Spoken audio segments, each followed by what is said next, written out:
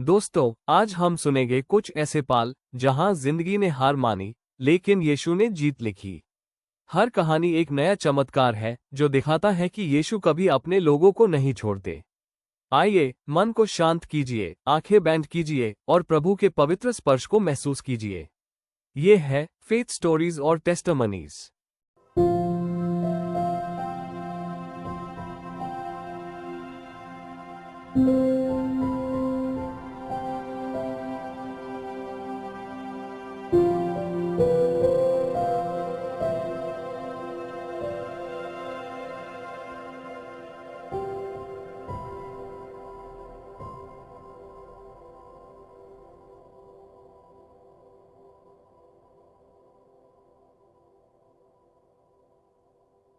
Faith stories और testimonies जैसे ज्ञान और अनुभव के इस सफर में हर कहानी एक नई रोशनी लेकर आती है। ये कहानियां न सिर्फ हमारे दिल को छू जाती है बल्कि विश्वास और आशा से जीवन को भर देती है। हर साक्षात्कार एक मिसाल है जो हमें याद दिलाता है कि प्रभु की दया और कृपा हमेशा हमारे साथ है। आप भी अपने दिल की सुने और इस पवित्र सफर का हिस्सा बने।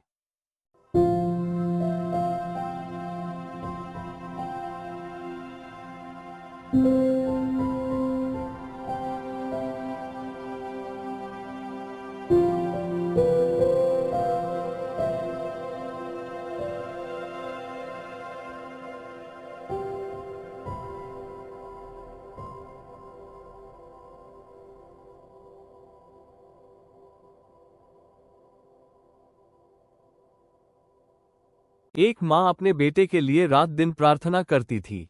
बच्चा बीमार था, डॉक्टर ने कहा अब कुछ उम्मीद नहीं। पर माँ ने हार नहीं मानी। उसने सिर्फ कहा, यीशु तू ही मेरा सहारा है। 3 दिन तक वो प्रार्थना करती रही और चौथी सुबह उसका बेटा उठ गया, मुस्कुरा रहा था। डॉक्टर ने कहा ये मिरेकल है और माँ मुस्कुराई। ये यीशु का चमत्कार है।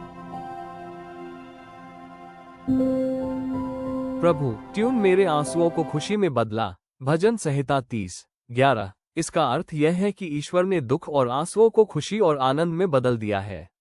यह एक आभारपूर्ण और प्रशंसा से भरा हुआ वाक्य है जो ये दर्शाता है कि व्यक्ति ने कठिन समय में ईश्वर की कृपा और सहायता का अनुभव किया है। ये भावना व्यक्त करता है कि ईश्वर ने उनके जीवन में सकारात्मक परिवर्तन लाया है और दुख को दूर कर खुशी प्रदान की है। ये भरोसा और आस्था को दर्शाता है जो व्यक्ति ईश्वर के प्रति महसूस करता है।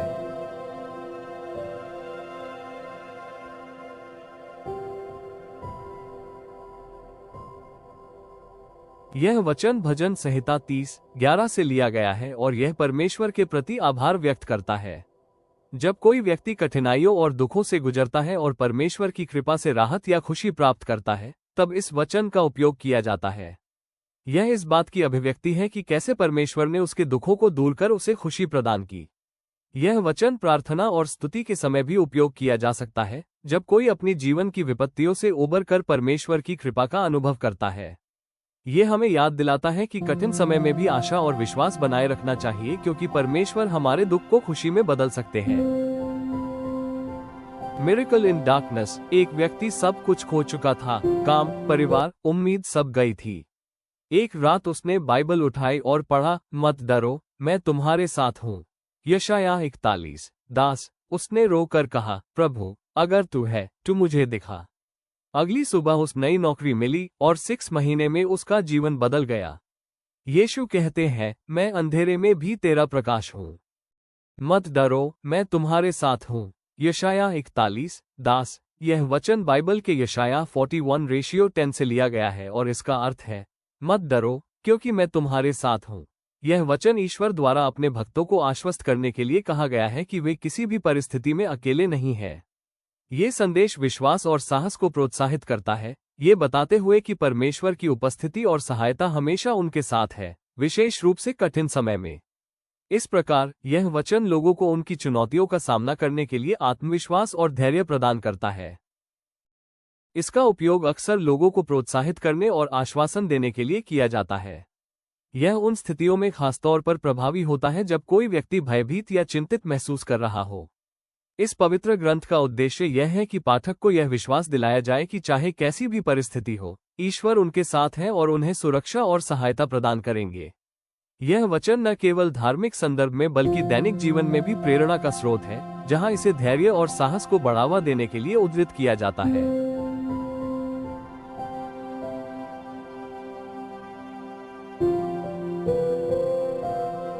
Faith in waiting. एक लड़की हर रोज अपने पिता के रोगी शरीर के लिए दुआ करती थी।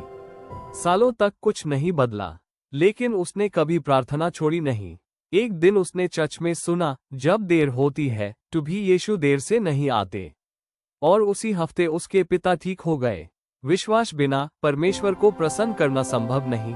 इब्रानियों 11:6।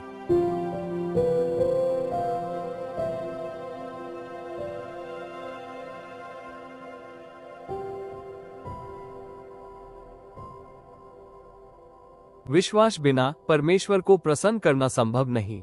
इब्रानियों 11:6, जिसका अर्थ है कि विश्वास के बिना परमेश्वर को प्रसन्न करना असंभव है। इस संदर्भ में ये कहा जा रहा है कि विश्वास एक ऐसी बुनियादी आवश्यकता है जो व्यक्ति को परमेश्वर के साथ जुड़ने और उनकी कृपा प्राप्त करने के लिए आवश्यक होती है। विश्वास के माध्यम से ही हम परमेश्वर के अस्तित्व को स्वीकार करते हैं और उनकी ओर अग्रसर होते हैं। यह वचन इस बात पर जोर देता है कि ईश्वर को खुश करने और उनके आशीर्वाद प्राप्त करने के लिए सच्चे और अडिग विश्वास की आवश्यकता होती है।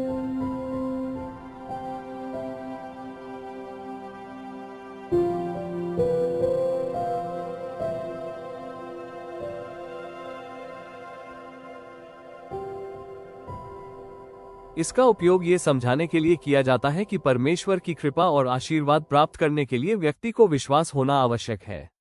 यह वचन हमें ये भी सिखाता है कि विश्वास आत्मविश्वास और समर्पण का प्रतीक है, जो किसी के आध्यात्मिक जीवन में एक महत्वपूर्ण भूमिका निभाता है। विश्वास के माध्यम से व्यक्ति न केवल परमेश्वर की उपस्थिति को महसूस करता है, बल्कि उसके मार्गदर्शन और प्रेम को भी अनुभव करता है। इस प्रकार यह वचन विश्वास की शक्ति और उसकी आवश्यकता पर जोर देता है। फॉरगिवनेस और पीस। एक आदमी अपने दुश्मन से नफरत करता था। उसके दिल में जलन थी। पर एक दिन उसने बाइबल में पढ़ा, जैसे प्रभु ने तुझे क्षमा किया, वैसे तू भी दूसरों को क्षमा कर। कुलुसियों 3:13। उसने माफ कर दिया और तुरंत उसके दिल में शांति भर गई। वो रोना लगा, पर इस बार आंसू शांति के थे।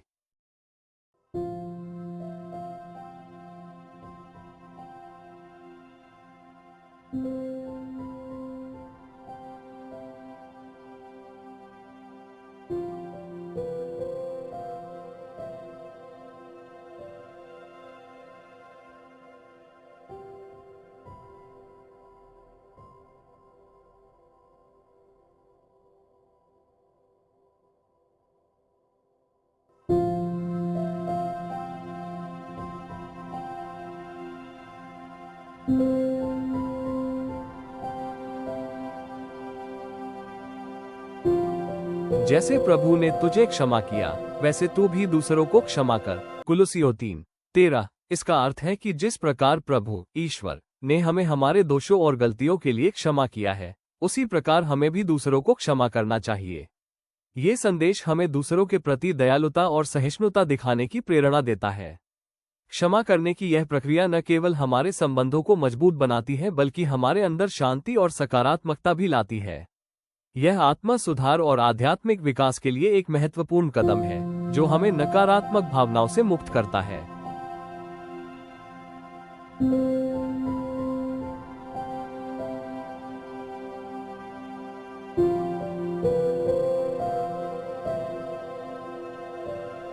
यह वचन हमें याद दिलाता है कि क्षमा का महत्व हमारे जीवन में कितना बड़ा है। जब हम इस बात पर विचार करते हैं कि प्रभु ने हमें हमारे सभी गलतियों और पापों के लिए क्षमा किया है, ये हमें प्रेरित करता है कि हम भी दूसरों को उनकी गलतियों के लिए क्षमा करें। क्षमा करने से हम न केवल दूसरों के प्रति दया दिखाते हैं, बल्कि यह हमारे अपने मन को भी शांत और मुक्त करता है। यह वचन हमें सिखाता है कि क्षमा एक शक्तिशाली और सकारात्मक क्रिया है, जो रिश्तों को सुधारने और सशक्त बनाने में महत्वपूर्ण भूमिका निभाती है। जब हम क्षमा करते हैं, तो हम प्रेम और करुणा की पराकाष्ठा को प्रदर्शित करते हैं, जो कि हमारे जीवन को अधिक अर्थपूर्ण और पूर्ण बनाता है।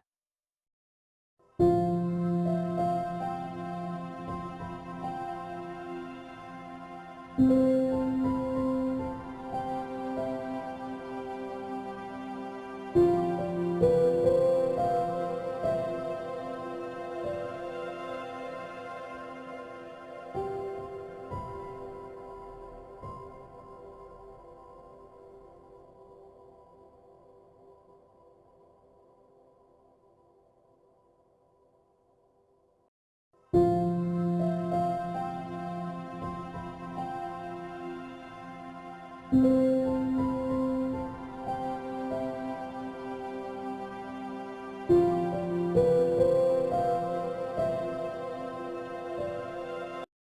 लड़का यीशु से दूर चला गया था। शराब, गुस्सा और अंधकार में खो गया था। पर एक दिन उसने चर्च के बाहर क्रॉस देखा और उसका दिल टूट गया। उसने कहा, प्रभु, मैं वापस आना चाहता हूँ। और यीशु ने यूं गले लगा लिया, मैं आया हूँ खोए हुए को ढूंढने और बचाने। लूका 29:10।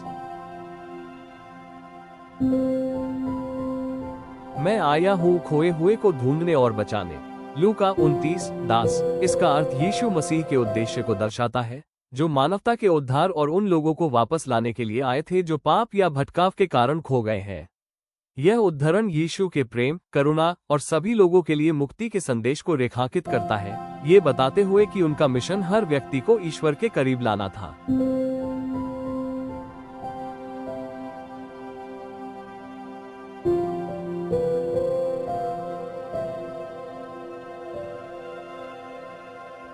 For the Son of Man came to seek and to save the lost. It is often used in religious contexts to emphasize the mission of Jesus Christ to reach out to those who are spiritually lost or in need of guidance and salvation.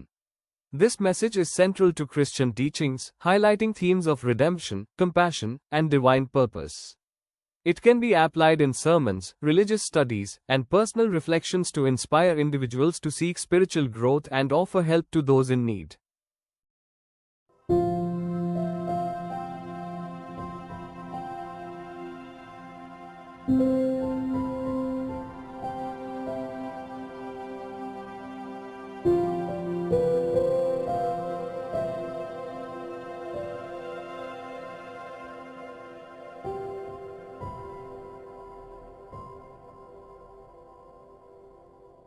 Miracle in faith. एक औरत cancer से लड़ रही थी। Doctor ने कहा, अब कुछ नहीं हो सकता। पर उसने वचन पढ़ा, मैं प्रभु हूँ जो तुझे चंगा करता हूँ। निर्गमन 25:26। उसने प्रार्थना बैंड नहीं की। और जब रिपोर्ट आई, डॉक्टर ने हैरानी से कहा, तुम बिल्कुल ठीक हो। उसने कहा, यीशु ने मुझे छुआ और मेरा जीवन नया कर दिया।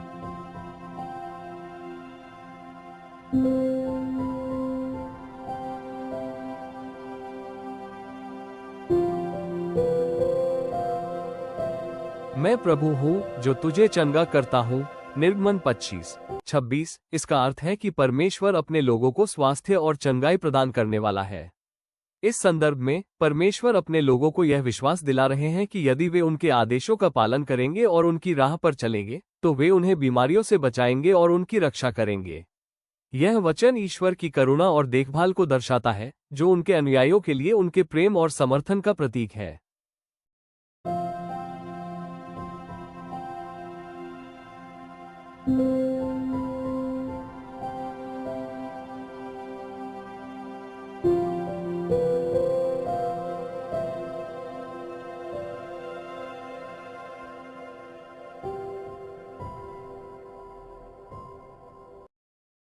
इस वचन का उपयोग ये बताने के लिए किया जाता है कि परमेश्वर अपने अनुयायियों को स्वास्थ्य और सुरक्षा प्रदान करते हैं। यह वचन विश्वासियों को ये याद दिलाता है कि यदि वे परमेश्वर की आज्ञाओं का पालन करते हैं और उनके मार्ग पर चलते हैं, तो परमेश्वर उन्हें बीमारियों से बचाएंगे और उनकी देखभाल करेंगे। इस संदर्भ में यह वचन विश्वास और पालन का महत्व दर्शाता है और यह आश्वासन देता है कि परमेश्वर हमारे शारीरिक और आध्यात्मिक स्वास्थ्य का ध्यान रखते हैं।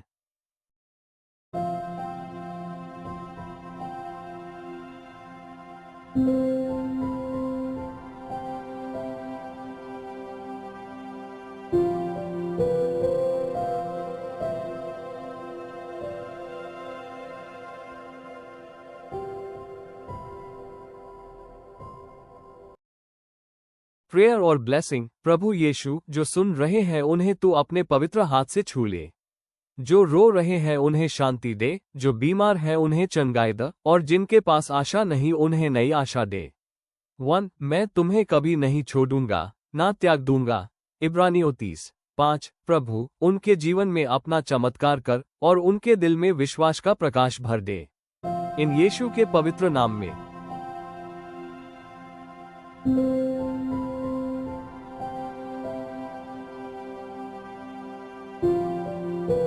जिसका अर्थ है कि ईश्वर अपने अनुयायियों को आश्वासन देते हैं कि वे उन्हें कभी नहीं छोड़ेंगे या त्यागेंगे।